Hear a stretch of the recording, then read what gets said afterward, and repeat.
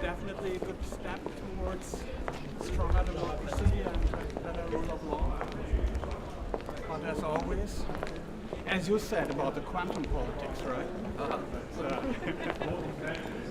Unfortunately, modern politics does not always follow. No,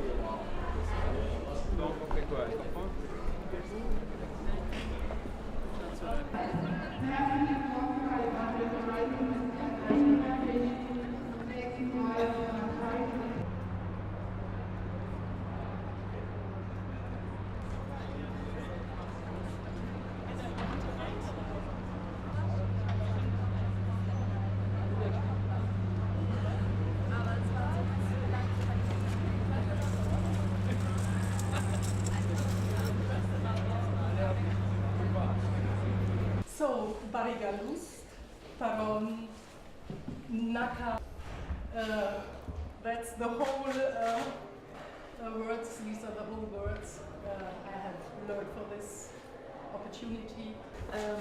Special collections, and it's a Bible manuscript. It's a manuscript written on paper, and it was made in about 1470. It was made not far away from here in Stuttgart, in the main capital of Baden-Württemberg today. His Palatine, Louis IV, and after he had died, she married a second time, the Count of Württemberg, and when she was in Stuttgart, pretty interesting. If you see this, it says Genesis, the first. You see, there is written something. It says Genesis, the first book, and what does it say to us? It says that these books at these times weren't stored in shelves like today, not standing, but they were lying. Elector's Palatine here from the castle, and so we also have these German manuscripts. The manuscripts of university were always to Rome, and only the German manuscripts came back in 1800. The Vatican, to bring it there, the Pope wanted to get the library here of Heidelberg, because Heidelberg was the center of the. Today they started in 1622 on the water. State in Armenia. Yeah, and with. Armenia was perfect. They have their own story, and Because that's also part of our culture. Yeah, We have a similar one, a big one in Vienna, a big one in Venice, in the holy city of Echmiadzin, everywhere. Armenians, the churches didn't have icons, but we all had holy books. So that's a very Armenian way of Christianity. I've read that the Armenian historic books are famous of miniatures, of paintings, very artful and precious.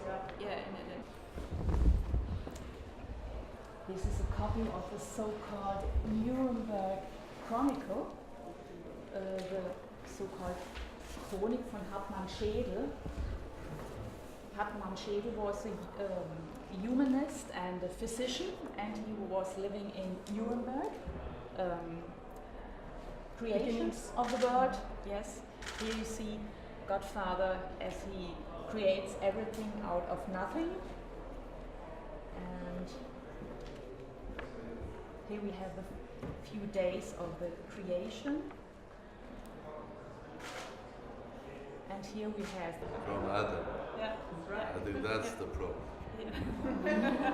This demonstration is. It's only a problem. It's also a gift, isn't it? Yes. And this book is a pretty big one.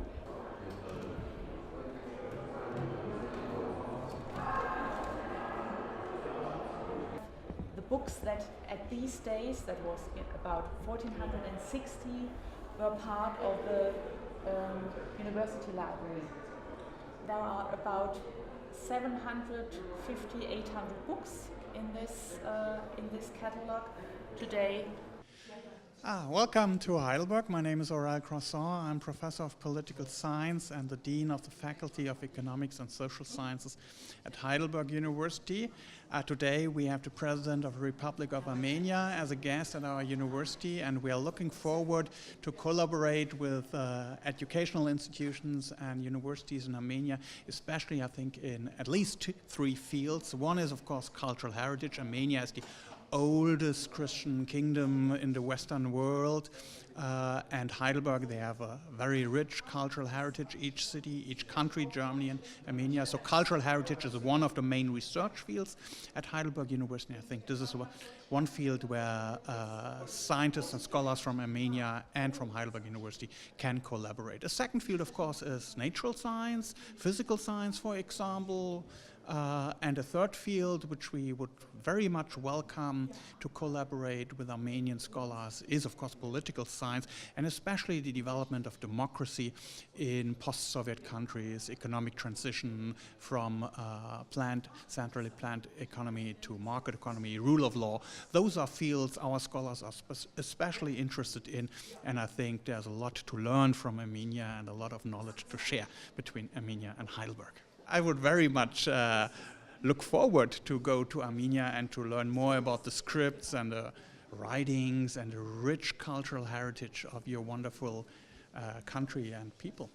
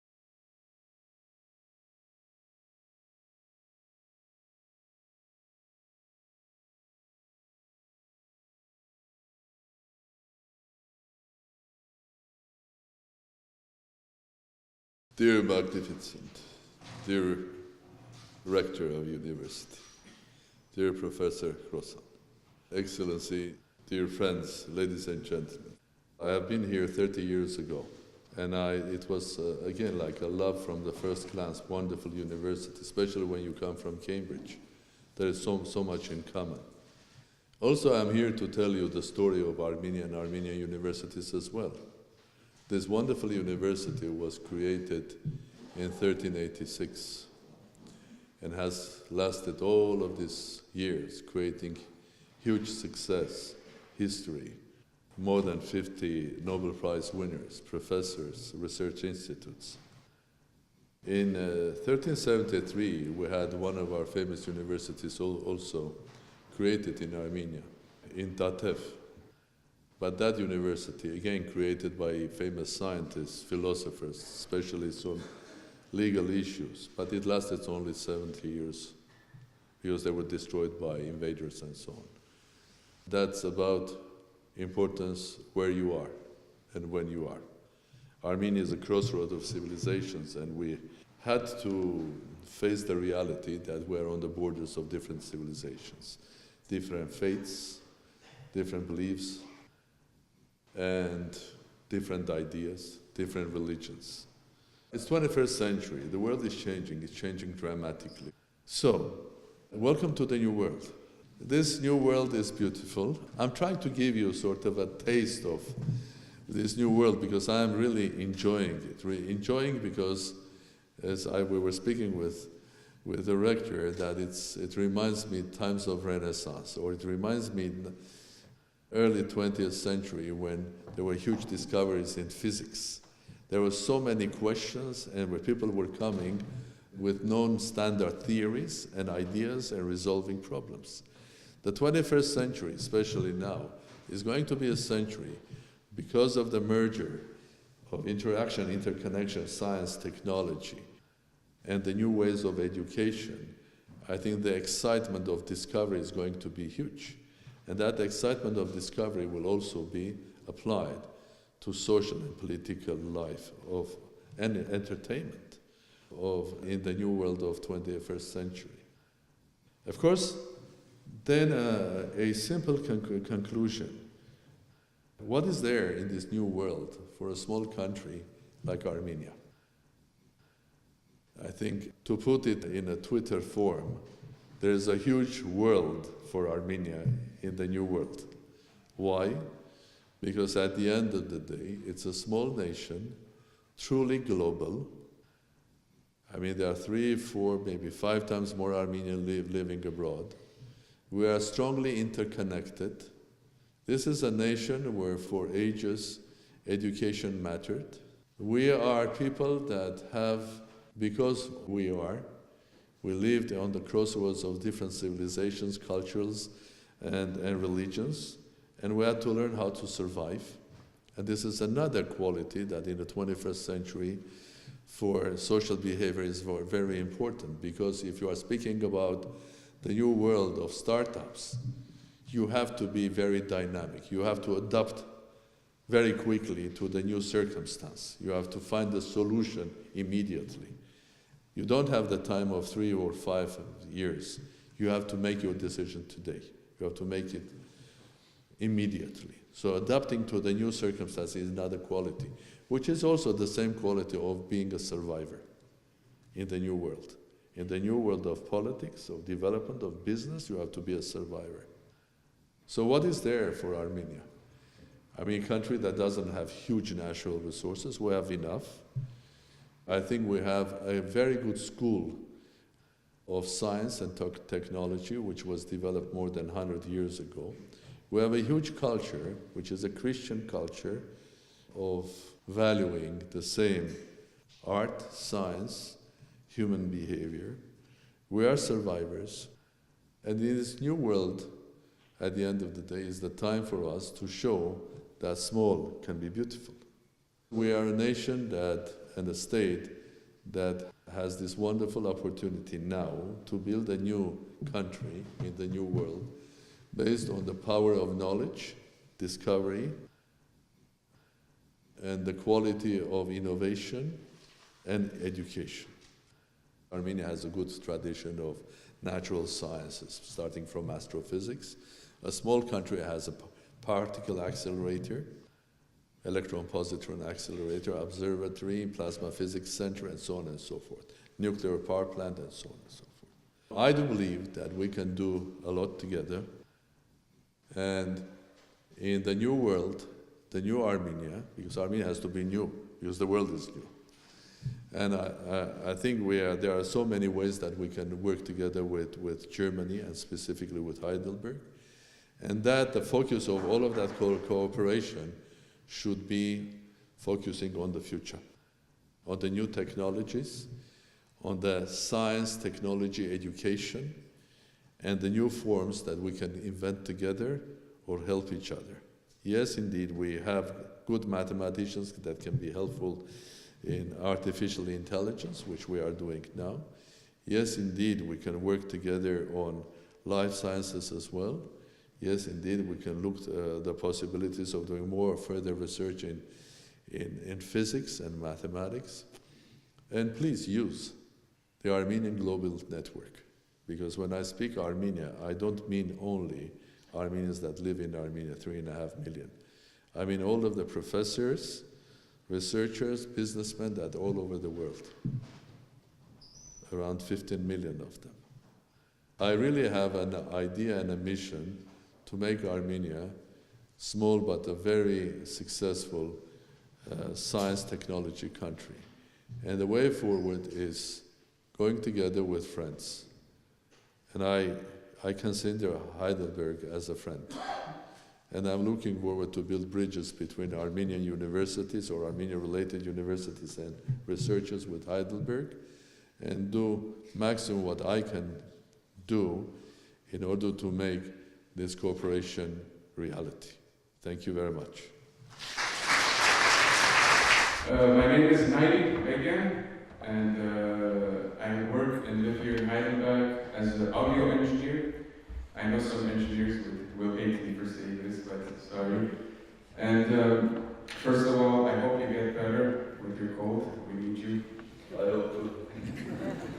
My question is as follows. When you say small is good and the small ingenuity of small groups bringing up good ideas and big ideas, my question is, what role should the government play in implementing ways for these small groups to be more independent, to have more freedom in their innovations, let's say? What role should or does the government have in this aspect? Thank you.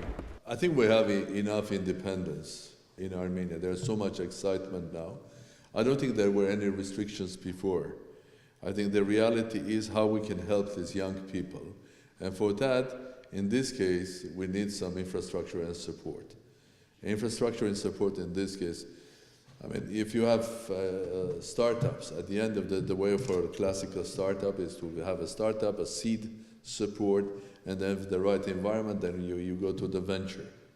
And the venture support you and they push you up. I think we have to create the right environment for a global Armenian and Armenia-related community of startups, and not only startups, but science, technology, and education, that they can benefit. So this is what we have to do, to create the environment when they will succeed. Otherwise, what will happen, and that will happen not only in Armenia, the great talent will start migrating to the place. Ideas and young people are liquid. They will move to the places where they'll find their ideas and their innovation basically executed. What I want to do, because the world is at the end of the day, is a small place. You don't have physically to go to California or Silicon Valley. Being in Armenia, you have to be a part of that Silicon Valley process and be successful. This is what we have to create in Armenia. Thank you very much, President, for your most interesting speech. I'm Jochen Frover and former director of the Max Planck Institute for Public International Law here in Heidelberg. I had the privilege visiting your beautiful country, invited by a former young researcher from Armenia at our institute, who's, I think, you may even know him by the name of Muradyan. My question concerns the unfortunate political situation existing in your surroundings, namely the so-called frozen conflict concerning Nagorno-Karabakh. What is your view on how these problems could be solved, hopefully peacefully? I was saying that small is beautiful. That's true. But in this world of quantum behavior, small can be also dangerous, because small can have big power. And the frozen conflict in a small place, which is called Nagorno-Karabakh, or we call it Republic of Artsakh, until it's resolved, it could become one day dangerous if not managed well. For me, there is no other way rather than to have a peaceful resolution of this conflict. Any other way will be completely destructive for everybody.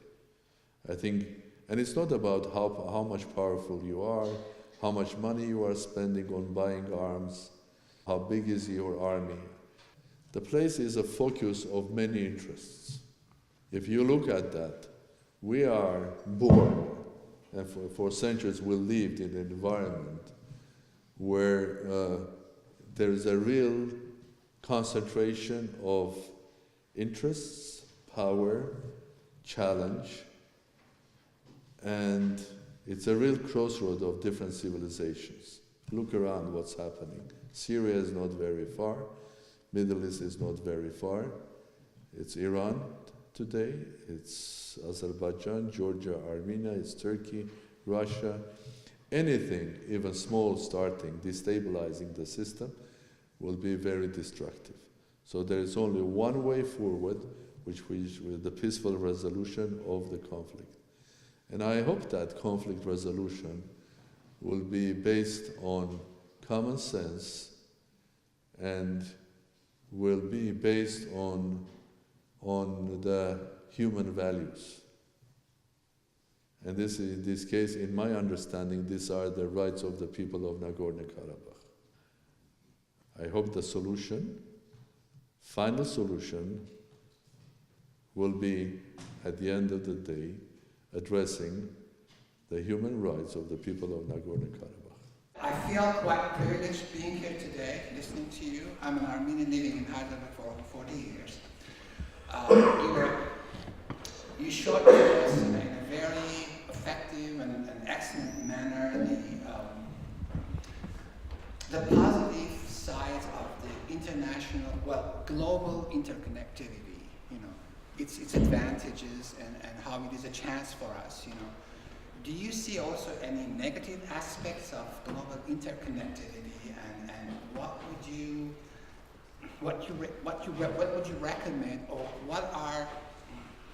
what effective tools do they do in Armenia to overcome any negative interconnectivity problems, if there are any, in your opinion? The world is much more complex. We're speaking about interconnectivity.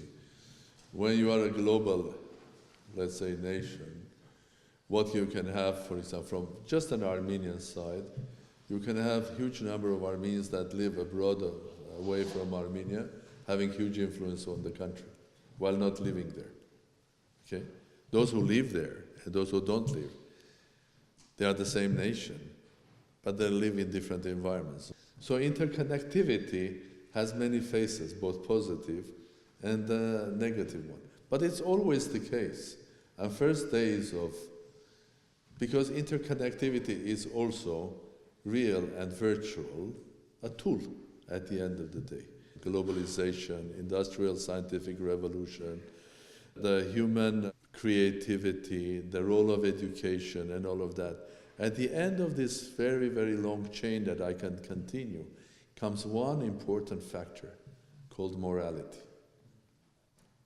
Okay? If you don't have the human morality, not German morality, not Armenian morality, human morality.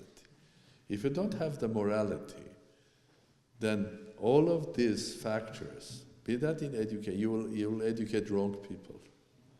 You will create the wrong startups and the wrong ideas. Your technological advances will become weapons instead of becoming tools of advancement and so on and so forth. So among all of this chain, there's a simple truth that we are human. And there should be something that at the end of the day must be absolutely important. So whatever we do should have human common sense and should have a morality and sort of a soul or a heart, whatever you call it, in the foundations of what we are doing. Otherwise, we're capable of doing bad things. And it doesn't matter who you are, what nationality. So it should be human.